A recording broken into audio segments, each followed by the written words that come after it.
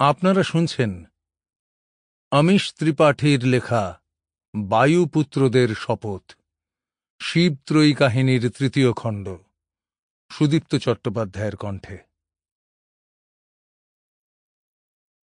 অধ্যায় ১। বন্ধুর প্রত্যাবর্তন। শুরুর আগে জলে ফোঁটা ফোঁটা রক্ত ঝরে পড়ছে, তাতে করে মৃদুমন্দ তরঙ্গ উঠেছে জলে। আস্তে আস্তে বাড়তে বাড়তে জলাধারের কিনারায় পৌঁছে যাচ্ছে সেই তরঙ্গ। শিব পাত্রটার উপর ঝুঁকেছিলেন, দেখছিলেন জলের তরঙ্গে বেঁকে চুরে যাওয়া তাঁর প্রতিবিম্ব। জলে হাত ডুবিয়ে মুখে ঝাপটা দিলেন। জমাট বাঁধা চাপ চাপ রক্ত ধুয়ে ফেললেন তিনি। সম্প্রতি তাঁকে গুণদের প্রধান হিসাবে নিয়োগ করা হয়েছে, আর এখন তিনি মানস সরোবরের সুখ থেকে বহু দূরে এক পাহাড়ি গ্রামে।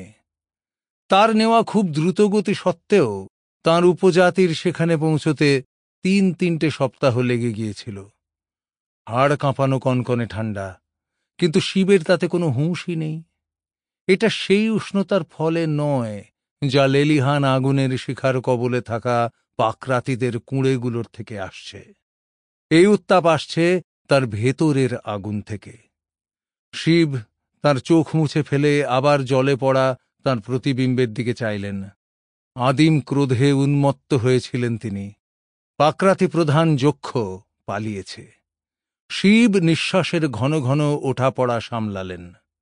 তখনও যুদ্ধের ক্লান্তি তাঁকে পুরোপুরি ছেড়ে যায়নি। তার মনে হল যেন তার খুঁড়ো মনোভূর রক্তাক্ত দেহ জলে ফুটে উঠতে দেখলেন তিনি। শিব জলের মধ্যে হাত ডোবালেন। খুঁড়ো।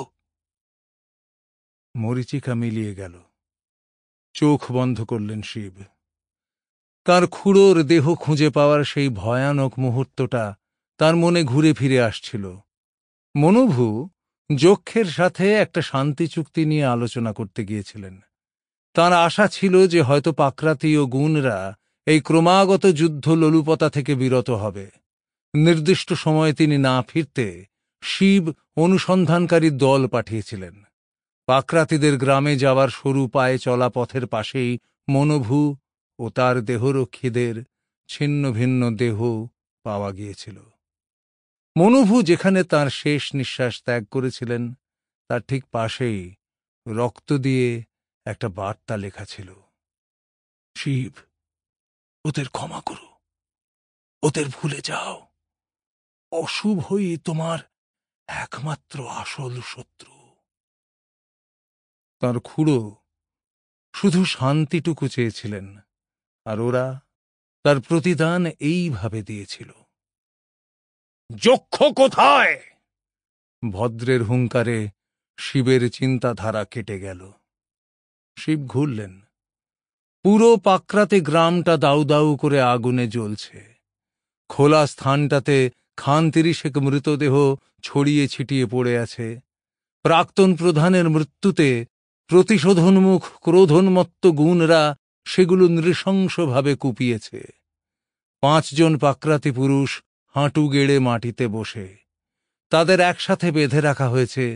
কবজিয়ার পাগুলো একটা লম্বা দড়িতে বাঁধা, যেটার ২ প্রান্ত মাটিতে পুঁতে দেওয়া হয়েছে।